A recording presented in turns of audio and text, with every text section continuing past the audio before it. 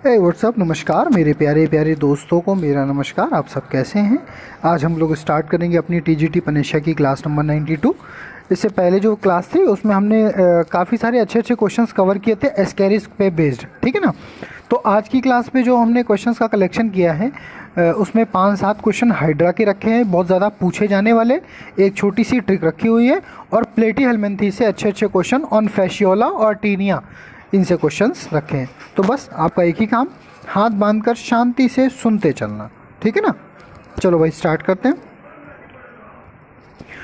जो सोलेनोसाइट होती है बेटा, इसी को फ्लेम सेल कहते हैं। सोलेनोसाइट ऑल्सो कॉल्ड फ्लेम सेल, यही सोलेनोसाइट एक्सक्रीटरी ऑर्गन का काम करती है फाइलम प्लेटीहेल्मिन्थेस में, ठीक है ना। लॉरर्स कैनाल पाई जाती है फैसियोला हिपैटिका में। फैसियोला हिपैटिका में क्या पाई जाती है? लॉरर्स कैनाल। इसका वर्णन हम पहले भी अगर आपको याद हो पिछली स्लाइड में कर चुके हैं कि ज़्यादातर जो आपको एंडोपैरासाइट मिलेंगे, समझते चलना बेटा, ज़्यादातर जो एंडोपैरासाइट हैं वो आपको एनएरोबिक रेस्पिरेशन करते हुए मिलेंगे, इसीलिए we can say facultative anaerobes. Fasciola hepatica का जो प्राइमरी होस्ट होता है वो होता है शीप, यानी कि भेड़।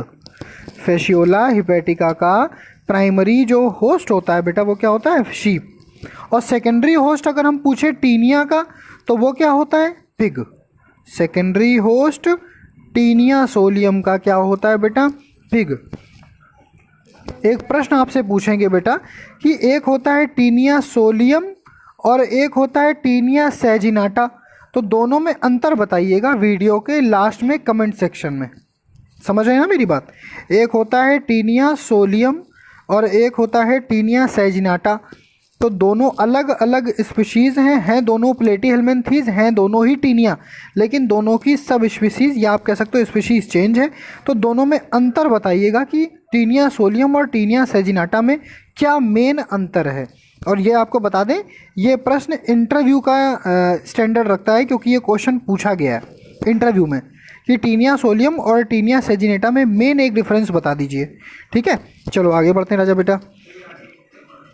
Taenia has no digestive system, जिसको सीधे सीधे ब्लड मिल जाएगा आपकी इंटेस्टाइन से, समझते चलना, तो उसको डाइजेस्टिव सिस्टम की आवश्यकता होगी क्या?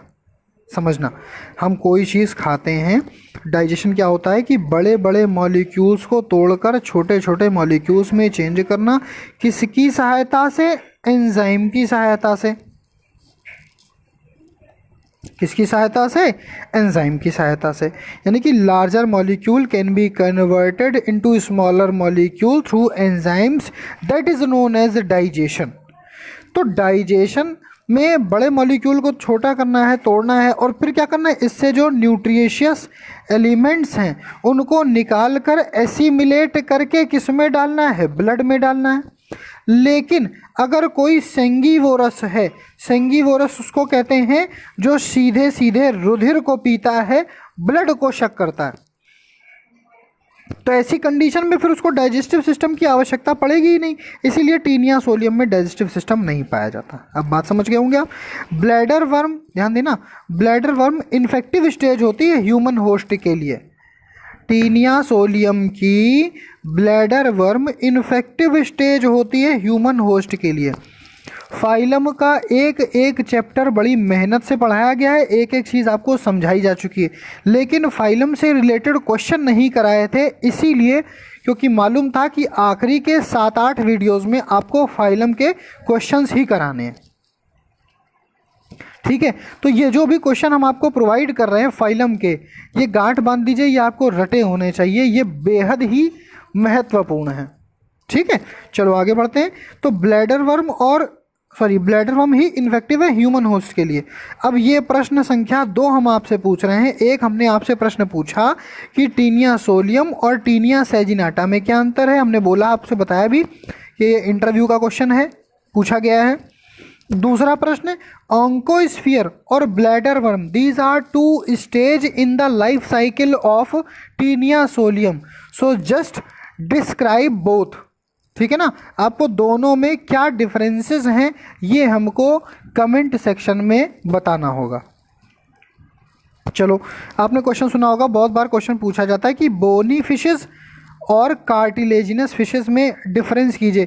4 ऑप्शन दिए होंगे, आपको कंफर्म करना होगा कि इसमें से कौन सी बोनी फिशेस है और कौन सी कार्टिलेजिनस फिश है।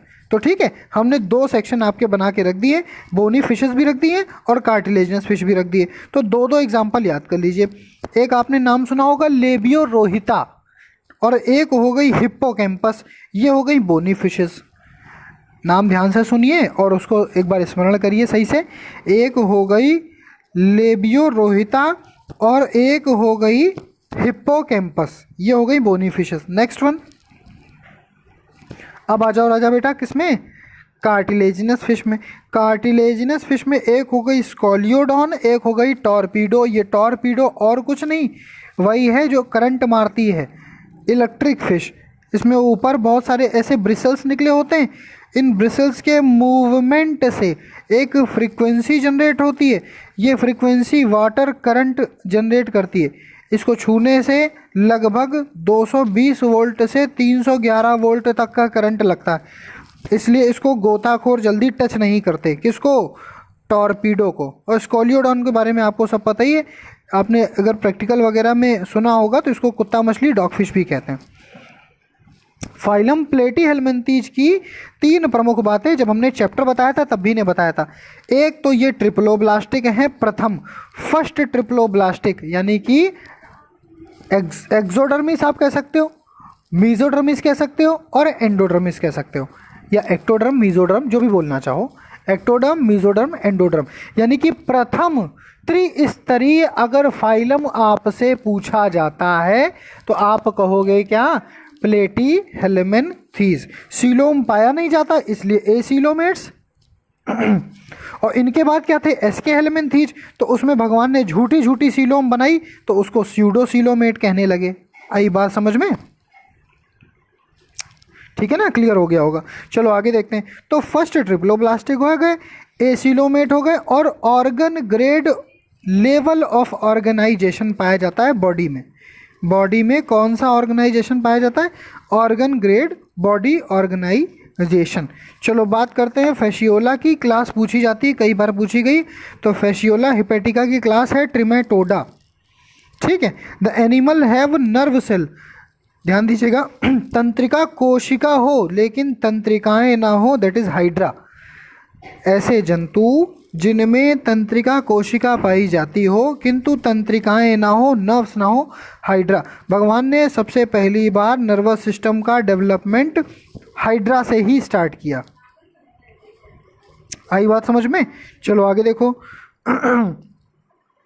हाइड्रा में एक ओवरी होती है और बहुत सारे टेस्टिस होते हैं, और हाइड्रा एसीलोमेट होता है। इसमें हमें ये बताने की ज़रूरत नहीं है आपको एसीलोमेट कि फाइलम प्लेटीहेल्मिन्थीज तक सारे के सारे एसीलोमेट हैं। देखिए वहाँ पर हर चीज़ रटी हुई काम नहीं आती, जो आपने कॉन्सेप्ट तैयार किए हैं ये आपको पता होना चाहिए कि फाइलम प्लेटीहेल्मिन्थीज तक सारे एसीलोमेट हैं, और एसके हेल्मिन्थीज से स्यूडोसीलोमेट स्टार्ट हुए, उसके आगे जाके सीलोमेट स्टार्ट हुए। तो अगर आपसे क्वेश्चन पूछा जाता है कि हाइड्रा कैसा है, आप बोलोगे एसीलोमेट। हाइड्रा में कितनी ओवरी पाई जाती है, एक ओवरी पाई जाती है। कितने टेस्टिस पाए जाते हैं, सेवरल टेस्टिस पाए जाते हैं। आई बात समझ में। सी एनीमोन का क्वेश्चन कई बार पूछा जाता है, इसकी क्लास ही पूछी जाती है सबसे पहले, तो याद कर लो, क्लास है Anthozoa. Sea anemone considered under the class of Anthozoa.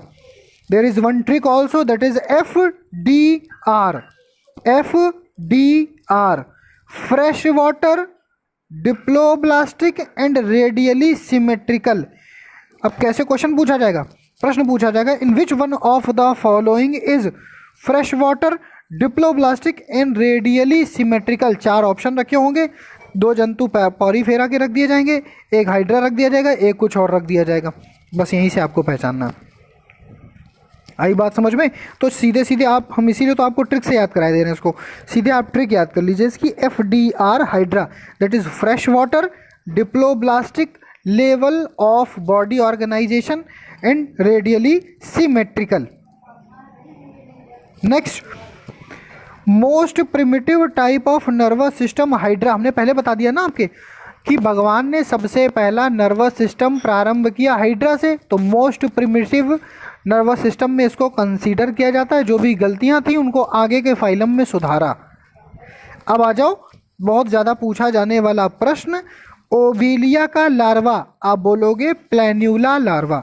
Hydra की क्लास हाइड्रोजोआ, ओविलिया की क्लास हाइड्रोजोआ, एनीमोन की क्लास एंथाजोआ या एंथोजोआ।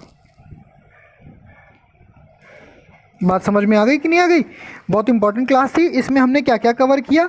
प्लेटीहेल्मिन्थीस के अच्छे अच्छे क्वेश्चन और फाइलम निडेरिया से हाइड्रा को उठाकर उसके अच्छे अच्छे क्वेश्चन को कवर कर लिया।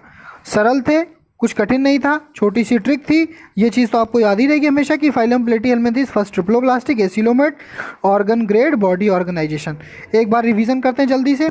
सोलेनोसाइट जिसको हम फ्लेम सेल कहते हैं, ये मेन एक्सक्रीटरी ऑर्गन है प्लेटीहेल्मिन्थीस का। लॉरस कैनाल पाई जाती है, फैशियोला में एनारोबिक रेस्पिरेशन लगभग सारे एंडो पैरासाइट में पाया जाता है जैसे कि tapeworm and roundworm. Primary host अगर फैशियोला हिपेटिका की बात करें तो दैट इज शीप, भेड़। सोलेनोसाइट को ही फ्लेम सेल कहते हैं। सेकेंडरी होस्ट अगर आपको इंटरमीडिएट होस्ट ऑफ टीनिया पूछा जाएगा आप बोलोगे पीआईजी साहब, that is pig. Taenia is no digestive system नहीं होता उसमें। टीनिया में ब्लैडर वर्म इन्फेक्टिव स्टेज होती है ह्यूमन के लिए। ऑन्कोस्फीयर और ब्लैडर वर्म में क्या अंतर है ये आप वीडियो के कमेंट सेक्शन में बताएंगे। बोनी फिशेज में एक हो गई लेबियोरोहिता, एक हो गया हिप्पोकैम्पस, आपको पता है कोई नई बात नहीं है आपके लिए। कार्टिलेजिनस फिश हो गई एक dogfish that is Scoliodon, one is electric fish that is Torpedo. Platyhelminthes triploblastic, acoelomate, organ grade of body organisation. Fasciola की क्लास ट्रिमेटोडा होती है, ठीक है। और ऐसा एनिमल जिसमें नर्व सेल हो लेकिन नर्व ना हो that is hydra. Hydra acoelomate होता है, एक ओवरी होती है, सेवरल टेस्टिस होती है। सी एनीमोन की क्लास एंथोजोआ है। FDR is the trick in which fresh water diploblastic and radially symmetrical. The most primitive type of nervous system is found in Hydra. Obelia का larva होता है प्लैन्यूला larva, इसकी class होती है Hydrozoa. जय हिंद। आई बात समझ में?